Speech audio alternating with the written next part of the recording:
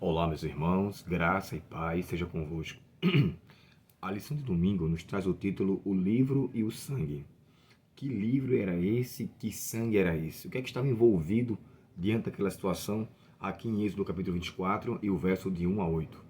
Lembre-se que Deus tinha feito com o povo um pacto, um tratado, de que se eles obedecessem a Deus, eles dariam a ele a bênção deles ficarem isentos de doenças, de animais peçonhentos que poderiam fazer algum mal a ele.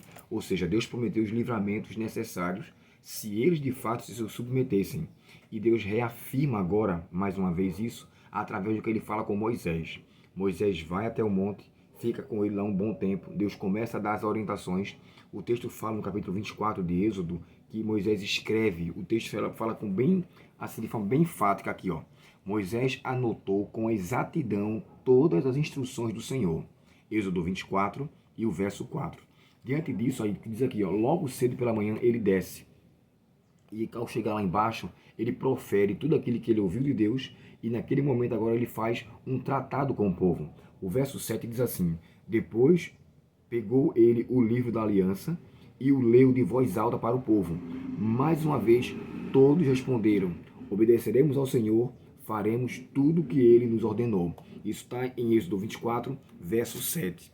Ele falou também isso no verso 3. Se você for observar o verso 3 do capítulo 24, ele fala a mesma coisa. Moisés desceu e transmitiu ao povo todas as instruções e as ordens que o Senhor lhe deu. E eles disseram: faremos tudo que o Senhor os ordenou. Essa não foi as duas únicas vezes que ele falou sobre isso, que o povo tinha dado essa ênfase. Se você for ver no capítulo 19, e logo antes ali dos mandamentos serem proferidos por Deus, no verso 8, ele diz algo bem semelhante. Ó. Todo o povo respondeu em uma só voz: faremos tudo o que o Senhor ordenou. E diante dessa confirmação do pacto, do tratado que veio da parte dele, aí entra a expressão do livro. Ou seja, o livro era tudo aquilo que que Moisés tinha escrito da parte de Deus. Ele passou ao povo, o povo confirmou o que estava no livro. E essa confirmação deveria fazer com que agora esse pacto de confirmação da parte de Deus, como sugestão ao povo, o povo aceitando, aí então agora derrama sobre o povo o sangue. Uma parte daquele sangue foi aspergido sobre o altar, dando ênfase de que ele tinha feito um tratado com Deus e agora sobre o povo, um tratado também com o povo. Isso aqui é interessante, irmãos, porque nos tem a ver o grau de relacionamento. E se você for observar na imagem da lição, você vê que tem uma relação com Deus através dessa luz aqui, e essa relação ela é expansível a todos que estão aqui ao redor, que são o povo que estava ali naquele momento. Em outras palavras, no Gênesis também, Deus fez a mesma coisa, um pacto de relacionamento. Eu falei para vocês de ontem, inclusive eu coloquei até o título da lição de ontem, o Deus do relacionamento. Deus no relacionamento. Lá no Éden, Deus faz um pacto com os nossos primeiros pais ao dar o sábado. E o sábado envolve um pacto entre todos nós e Deus, uma relação vertical. Em seguida, ele faz algo interessante. Ele agora cria um relacionamento conjugal, que vê o matrimônio, que é o casamento que acontece ali. Então, tanto o pacto que Deus tinha feito era vertical entre o povo e Deus, o sábado, como horizontal entre um povo e outro, casamento, relacionamento, um vínculo que deveria existir.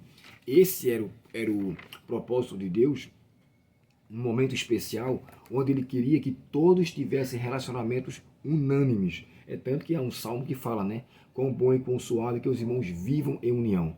A união horizontal é uma evidência clara da união vertical. Não se pode dizer que se está bem com Deus, se está em problemas com o seu próximo. Até o próprio Cristo, né, falou que se alguém tiver algo contra o seu próximo e ao devolver sua oferta e ele se lembrar, que ele pegue a oferta e resolva a situação. Deus não aceita um coração dividido, onde está meio com o mundo e meio com Deus. E é nessas palavras que eu achei aqui bem interessante que o que Deus queria que houvesse, na verdade, era uma relação bem íntima entre ele e Deus, o povo e Deus, porque dessa relação íntima com o povo, de Deus com o povo, é que poderia trazer o benefício de haver uma relação melhor com o próximo. Não tem como eu estar de bem com alguém se eu não estou de bem com Deus. A relação com Deus, quando ela é íntima, ela me impulsiona a estar numa relação também com o nosso próximo. Se nós formos ver aqui nesse penúltimo parágrafo aqui da lição, diz assim, ó: não queremos aceitar que a nossa natureza humana seja frágil, vulnerável e completamente pecaminosa. Temos uma tendência inerente ao mal. Para sermos capazes de fazer o bem, precisamos receber uma ajuda de fora de nós mesmos.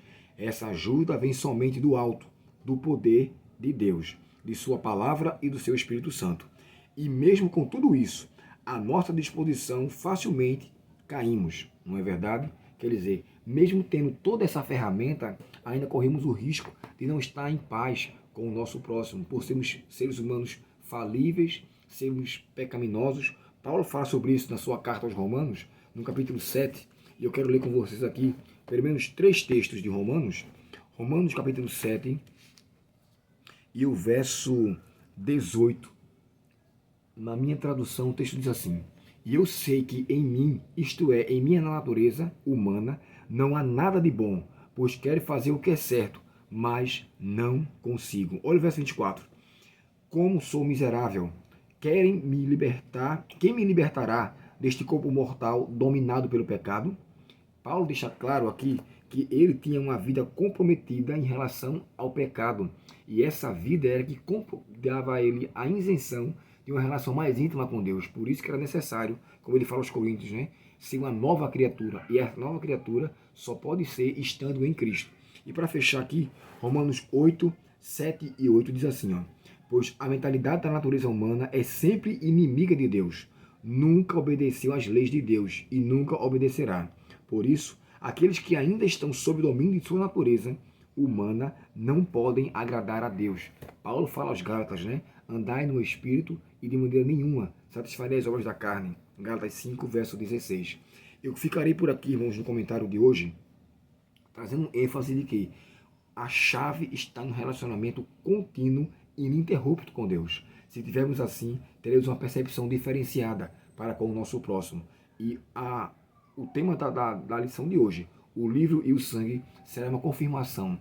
Tudo aquilo que Deus nos deixou em sua palavra será confirmado. E o sangue de Jesus Cristo, o seu Filho, primeira carta de João 1, verso 9, nos purificará de todo o pecado. Façamos valer o que está escrito e vivamos para a honra e glória do nome de Deus, para que o relacionamento horizontal seja uma correspondência de um relacionamento vertical entre nós e Deus e nós e o nosso próximo. Vamos orar? Querido Pai Celestial, muito obrigado, Senhor, pela Tua palavra e obrigado pelos conselhos nos concedidos nesta manhã. Suplicamos, ó Pai, que o Senhor nos dê o Teu auxílio e que possamos fazer constantemente um pacto de sangue contigo, para que esse pacto seja perdurável até o Senhor voltar. Ajuda-nos também a ter um pacto bom com o nosso próximo. E para isso, Pai, nos dá humildade, reconhecimento de que somos pecaminosos, mas que nós não venhamos abandonar o andar em Tua presença. Dá-nos esta bênção e nos concede uma boa semana, em nome de Jesus. Amém. Deus muito te abençoe, irmãos. Tenha um ótimo dia. Eu queria agradecer de forma especial à irmã, que eu não sei o seu nome em si, mas tem lá MHP. E parece que é Márcia, que eu cheguei a dar uma observada. Então, irmã Márcia, obrigado pelo carinho, obrigado pelo comentário, obrigado pela importância que a senhora deu ao estudo da lição que nós tentamos fazê-lo. A garganta ainda não está boa, mas eu espero em Deus que nessa semana, para a glória do nome dele, possamos estar bem. Um forte abraço, Deus abençoe vocês. Até o próximo estudo, se Deus quiser. Até logo.